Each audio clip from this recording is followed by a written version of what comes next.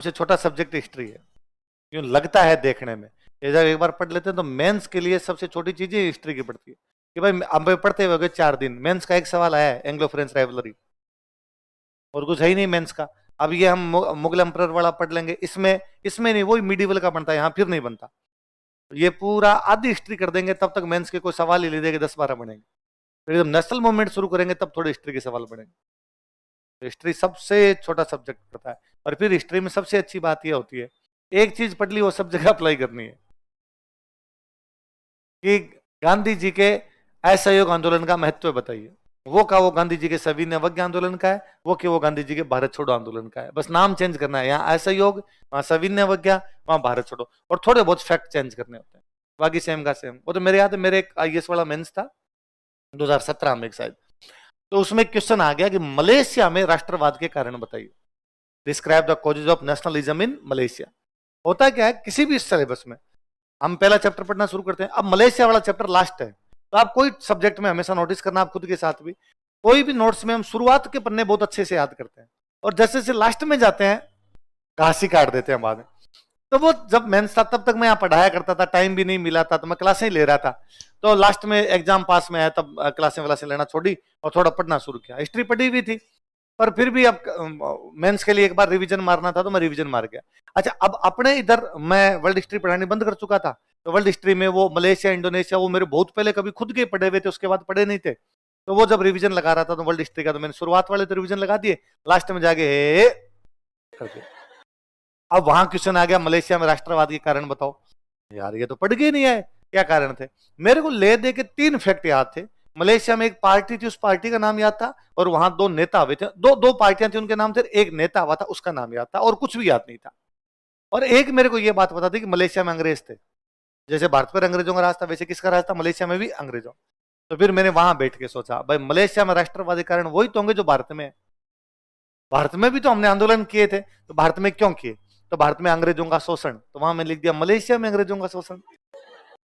भारत के अंदर क्यों आया कि भारत में अंग्रेजों ने राजनीतिक और प्रशासनिक एकता, पूरे भारत को एक कर दिया, इसलिए लोग आपस में मिलने जुलने लगे, तो मलेशिया को भी एक किया ही होगा, तो वो लिख दिया। भारत में ट्रेन लेके आए तो ट्रेन से भारत जुड़ गया तो हुआ था, तो मलेशिया में ट्रेन लेके आए। भारत में कांग्रेस नाम की पार्टी ने किया, तो वहां उस पार्टी का नाम लिख दिया, इस नाम की पार्टी ने किया, और एग्जैक्टली मैंने घर पे आके मिलाया सेम के सेम। तो हिस्ट्री इस मामले में बड़ा यूं सिंपल पड़ता है, इधर की उधर चीजों किया जा सकता है। ये का एंशिएंट मिडिवल पढ़ते, एंशिएंट में पॉलिटिकल सिस्टम कैसा है, मौर्य काल में वही गुप्त काल में। गुप्त काल की जो सामाजिक व्यवस्था है थोड़ी बहुत ले दे के चेंज करके वैसे वैसे मौर्य काल के थोड़े बहुत चेंज होते हैं। इसलिए हिस्ट्री मेंस के लिए तो रजिस्टर होता है एक,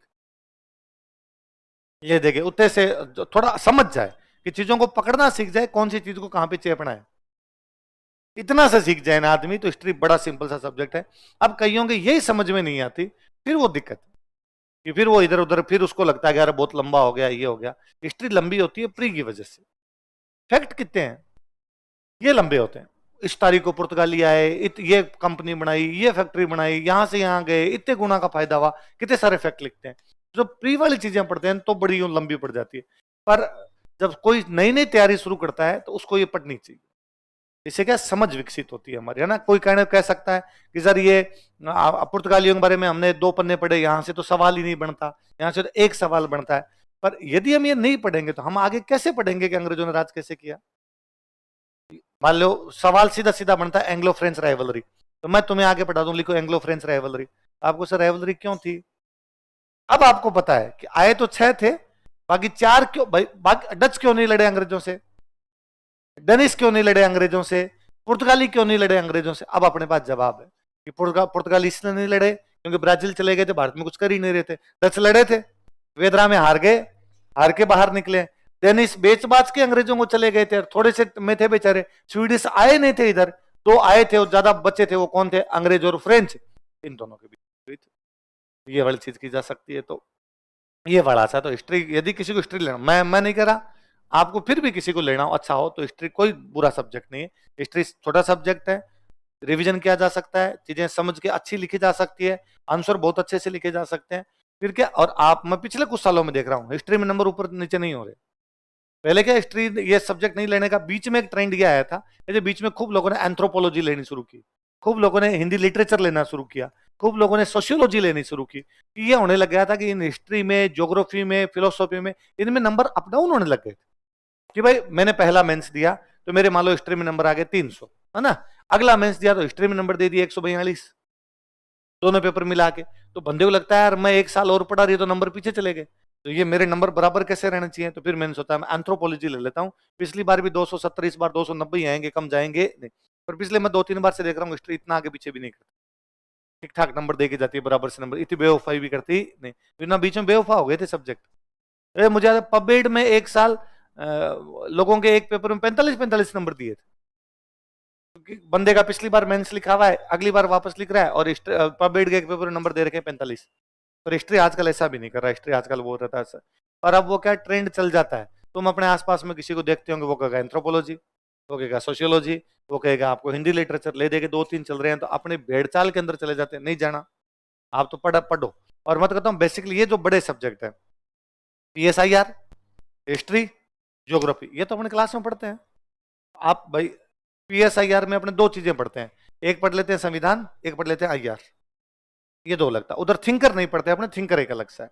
हिस्ट्री में तो पूरी हिस्ट्री पढ़ लेते हैं अपने, कुछ ही नहीं छोड़ते। थोड़े बहुत वर्ल्ड हिस्ट्री के टॉपिक है जो थोड़े अलग होंगे, वो अपने इधर नहीं पढ़ते, वो पढ़ लेते हैं।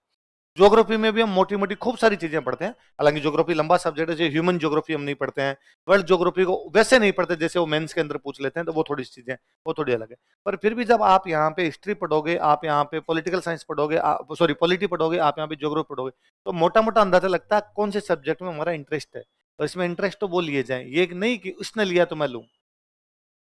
आजकल बच्चों ने वैसे लेने शुरू कर दिए कि ये एंथ्रोपोलॉजी लेता है, मैं भी एंथ्रोपोलॉजी, नाम ही नहीं सुना एंथ्रोपोलॉजी।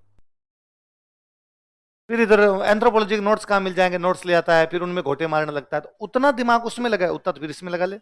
GS में भी काम, फर्स्ट पेपर में भी काम, प्री में भी काम का, मेंस में भी काम का। एंथ्रोपोलॉजी केवल मेंस में काम आने, कहीं काम नहीं आने। हिस्ट्री, ज्योग्राफी, इस प्रकार के सब्जेक्ट पढ़ोगे हर जगह काम आएंगे। और अभी तो शुरू की है तैयारी, कुछ भी पढ़ा जा सकता है। ये तो ना, होता क्या था, पहले लोग तैयारी शुरू करते थे 25 साल की उम्र में आके, ये तैयारी शुरू करने की उम्र थी। आदमी धक्के खा के MA वेमे BEd वीएड कर कुरा के इधर आया करता था। अब तैयारी शुरू की, 3 मेंस दिए हिस्ट्री से, 3 मेंस दिए हिस्ट्री से, और उस बंदे को लगा कि हिस्ट्री में तो अपने नंबर नहीं आ रहे। अब एक ही मेंस बचा, चौथा। जनरल कैटेगरी में मान लो 4 ही चांस मिलते थे पहले, चौथा। तो लास्ट में देखता कि यार कुछ छोटा सब्जेक्ट लेके दे दू, तो फिलोसॉफी दे देता, वो एंथ्रोपोलॉजी दे देता, ऐसा कोई सब्जेक्ट, और कई बार उनके सिलेक्शन हो जाते। तो लोगों को लगने लगा कि नहीं यार ये सब्जेक्ट लेना चाहिए, सब्जेक्ट। बस इतना सा था। बाकी तो यार ये वाले सब्जेक्ट तो सबसे अच्छे हैं, इनकी बराबरी कौन करे सब्जेक्ट की। ये सब जगह काम आते हैं, इंटरव्यू में काम आएंगे, मेंस में काम आएंगे, GS में काम आएंगे, सब्जेक्ट अलग से होता है, ऐसे वाले पेपर में काम आएंगे।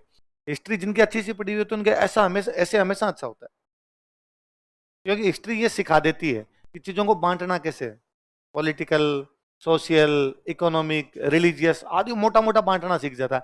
वहां कोई लेख आता है बंदा और कुछ आए नहीं है, 4-5 बांट मूट के कुछ ना कुछ लिख ही लेता है, वरना नहीं पढ़ा होता तो फिर वहां पर दिक्कत आती है। तो अभी तो आप तो ना केवल ढंग से GS पर ध्यान दीजिए, और ये GS पढ़ो तो मैं बताऊं उसको साथ साथ में उतनी उतनी हिस्ट्री पढ़ ली। फिर यदि आपको लगे अपने पल्ले पढ़ रहा है तो हिस्ट्री ऑप्शनल ले लेना, नहीं पल्ले पड़े अपने अपनी डफली, अपना अपना राग। एंथ्रोपोलॉजी अच्छा लगा तो एंथ्रोपोलॉजी, पर किसी के टॉपर के सुनकर वैसे नहीं लेने। उसकी परिस्थितियां क्या रही थी, वो कौन से सब्जेक्ट से था, उसने क्या पढ़ा था, क्या नहीं पढ़ा था, हम क्या पढ़ रहे हैं। किसी का इंटरव्यू देखा, ये ऑनलाइन इतने आने लगे हैं आजकल, जब ये ले लिए जब ना खुद। और तुम्हें अभी तो इस बार तो देना ही नहीं एग्जाम, मत देना इस बार वाला, है ना। एक बार पूरी कोचिंग की जाए, 1.5 साल की जीती कोचिंग है, सारी की सारी चीजें तैयार की जाए एकदम, उसके बाद अगला जो भी अटेम्प्ट हो वो दे लिया जाए। इन बिटवीन साथ में अपने GS साथ साथ में पढ़ा जाए, और साथ में ऑप्शनल जो कोई आपके एक बार जो दिमाग में लगता है चेंज कर लेंगे, क्या फर्क पड़ता है। ऐसा कौन सा है कि मैंने अभी हिस्ट्री पढ़ लिया, मैंने तो पूरी मेहनत इसमें लगा दी, बाद में मैं कुछ कर नहीं पाऊंगा, ऐसा कुछ ही नहीं होगा। एक बार जितनी चीजें तैयार हो सके, आप यूं मान लो कि हिस्ट्री तैयार करोगे तो ये GS में काम आ जाएगी। पढ़ भी लिए दी ऑप्शनल तो ये अपने GS में काम आ जाएगी। और आजकल तो GS वाला हिस्ट्री का पेपर भी वैसा ही आता है जैसा ऑप्शनल आता है, खाली यदि कोई GS के लिए हिस्ट्री पढ़ के जाए तो क्वेश्चन हो और नहीं, तो अच्छे क्वेश्चन आते हैं और उसके अंदर। एक बार वैसे तैयार कर लो, फिर यदि आपको लगे हिस्ट्री लेना है उससे आगे आगे बढ़ जाना, आपको लगे नहीं नया दूसरा सब्जेक्ट लेना वो तैयार कर लेना। आजकल ऑप्शनल तैयार करने में ले दे के 3-4 महीने का टाइम, कभी कर लेना बोले। पहले क्या होता था, पहले लोग जैसे मेरे पास लोग क्या करते हिस्ट्री लेते, तो अब मैंने हिस्ट्री से 4 मेंस दे दी, तो मान लो मेरे 4 साल की हिस्ट्री पढ़ ली। अब आप आओगे पहली साल पढ़ोगे तो मैं आपसे आगे ही रहूंगा, आप मेरी बराबरी कैसे करोगे? आजकल वो खत्म ही हो गया, आजकल वो चीजें है ही नहीं। आजकल ज्यादातर तो सिलेक्शन होने लगे फर्स्ट अटेम्प्ट में, सेकंड अटेम्प्ट में, वैसे सिलेक्शन होने लगे, तो कोई बंदा इतनी लंबी चौड़ी पढ़ता भी नहीं है। फिर पहले प्री में भी सब्जेक्ट होता था, पहले प्री में सब्जेक्ट होता, प्री में 2 पेपर होते कि प्री में एक पेपर तो होगा सब्जेक्ट का और एक पेपर होगा जीएस का, 2 पेपर होते। अब तो प्री में 2 होते हैं, एक होता है आपके जीएस और एक होता है पहले सी सेटर नहीं आते, पहले सी सेट वाला जीएस में थोड़ा बहुत मैथ्स के क्वेश्चन पूछ लिया करते थे, बाकी एक पूरी तरीके से पेपर किसका आता था? सब्जेक्ट, 150 सवाल केवल हिस्ट्री के। मेरा यदि हिस्ट्री सब्जेक्ट है तो 150 हिस्ट्री के, आपका यदि ज्योग्राफी है तो 150 ज्योग्राफी के, आपका यदि पोल साइंस है तो केवल आपके पोल साइंस। अब जिस बंदे ने प्री के लिए कोई सब्जेक्ट पढ़ा होता है ना, उसका सब्जेक्ट अच्छा होता है, क्योंकि प्री के लिए पढ़ने का मतलब है भाई ये मैं या अपने स्प्रिंग बोर्ड में सबसे अच्छी हिस्ट्री क्यों पढ़ा देते हैं, उसका एकमात्र कारण है कि हम सबकी प्री में ये पढ़ी हुई है, इसलिए इतने सारे फैक्ट याद है। वरना आप और कोई दूसरी जगह देखोगे तो टीचर इतने फैक्ट लिखवाता ही नहीं है या इतनी बातें बताते नहीं, कारण कि कईयों के प्री में नहीं पढ़ी होती, मेंस में पढ़ी होती है, तो फिर वो इसको स्किप ही कर जाते हैं। या मैं कई बार कोई नोट्स मुझे कई बार ला के दिखा देता, मैं शाम को बैठता हूँ तो खूब सारे बच्चे आ जाते हैं जो अपनी कोचिंग है ही नहीं, है ना, मिलने आ गए, किसी के साथ में आ गए, फिर मैं उनसे कभी यूं सवाल पूछ लेता हूँ, ये बता, ये पुर्तगालियों के बारे में बता, कौन सी फैक्ट्री थी, ये तो सर लिखवाया नहीं। तो वो फिर सीधा शुरू वैसे ही करते हैं, लिखो एंग्लो फ्रेंच राइवलरी, ये याद करने में जोर आता है। हमें इसलिए नहीं आया क्योंकि प्री में कर लिए थे, प्री यही दिया था, हम तो इसके घोटे मार मार के जाते थे, ढंग से आते, मेरे को तो इससे डबल आते हैं, इससे और ज्यादा आते हैं। आपको तो मैं दया करता हूँ इतने ही लिखवाए जाए, इनके काम आए उतने लिखवाए जाए। हमने जब सब्जेक्ट यही था तो पूरे दिन पढ़ते ही यही थे। आप देखो कि भाई 2 साल तक केवल हिस्ट्री पढ़ी और कोई सब्जेक्ट ही नहीं पढ़ा हुआ। जीएस का रोला रप्पा ही नहीं होता था ज्यादा, जीएस में हमें लगता था करंट कर लेंगे, वापस हिस्ट्री के भी तो जीएस में सवाल आएंगे, तो 15-16 सवाल आएंगे वो कर लेंगे, मैथ्स रीजनिंग के थोड़े सवाल आते थे वो कर देंगे, एक आधा सब्जेक्ट कोई पॉलिटी इकोनॉमी थोड़ा बहुत ढंग का होता था वो कर लेंगे, इतने के अंदर जीएस निकल जाएगा। सब्जेक्ट में खूब सारे सवाल लेके आए। जैसे आरएस में भी 2 पेपर होते, तो मेरे याद है मेरे फर्स्ट टाइम जब प्री दिया था आरएस का 2010 के अंदर, तब उसमें हिस्ट्री के अंदर तो सवाल सही हुए थे कोई 62 और उसमें जीएस में सवाल सही हुए थे 52 इतने से, पर इतने में प्री पास हो गया था और कुछ 2-3 महीने की तैयारी की थी, 3 महीने पढ़ा था। 2012 में हुआ, तब तक मैं साल भर और पढ़ लिया, तो मेरे हिस्ट्री में सही हुए 96, 100 ही आते थे, 100 में से 96, जीएस में सही हुए 75। क्योंकि अब जब आप एक एक सब्जेक्ट 2 साल तक आप वही पढ़ रहे हो, तो हमें तो यूं आंखें बंद करके हाथ फिराता ना कोई बुक पे, तो हम कहते गांधी जी है इधर और जिसके इतने फैक्ट याद हो जाते हैं उसके बाद में मेंस अपने आप इजी हो जाता था। तो आपने तो ये ज्यादा अच्छे से पढ़ेंगे ना तो मेंस की तैयारी भी ठीक ही हो जाएगी, अच्छी तैयारी हो जाएगी। आपने तो एक बार तो इस पे ज्यादा ध्यान देना ही नहीं, क्योंकि अब तुम बच्चों के साथ क्या एक समस्या भयंकर वाली है, तुम भविष्य का ज्यादा ही सोचते हो, वर्तमान में जीना। आज पढ़ाया ना ये शाम को याद हो जाना चाहिए, आज पढ़ाया ये शाम को याद हो जाता नींद लेने से पहले पहले, ये अच्छी बात है कि सोने से पहले आज वाला कंप्लीट करूंगा, कल सुबह उठते ही मेरे पुराना रिवीजन करूंगा, वापस दूसरे दिन जाऊंगा आज वाला याद करूंगा रिवीजन करूंगा, या पुराने वाला करूंगा, या मंडे को जब भी आपका टेस्ट होता है 10 तारीख 20 तारीख को जो मेरा टेस्ट होने वाला है वो पढ़ूंगा और अखबार पढ़ूंगा। ये 3 बातें करनी होती है। स्टूडेंट 2 गलतियां करता है, या तो ये करता है कि क्लास में तो मैंने पढ़ाए थे मुगल बादशाह, वो घर पे जाके वापस पुर्तगाली पढ़ रहा होता है, या कई डेढ़ सियाने होते हैं क्लास में चल रही होती है हिस्ट्री, उनको लगता है हिस्ट्री तो क्लास में हो ही जाएगी, मैं घर पे जाके और ज्योग्राफी पढ़ लेता हूँ, या घर पे जाके मैं इकोनॉमी पढ़ लेता हूँ। ऐसा कोई सब्जेक्ट जो क्लास में चल ही नहीं रहा होता है वो पढ़ रहा होता है। 2 काम कभी नहीं करना, केवल वर्तमान में जीना, जो चल रहा है वो पढ़ना। पेपर कब होगा, उसमें मेरा सिलेक्शन होगा कि नहीं होगा, ये तब है जब पेपर दोगे, कल थोड़ देना पेपर, तब तक का ज्यादा लोड लेना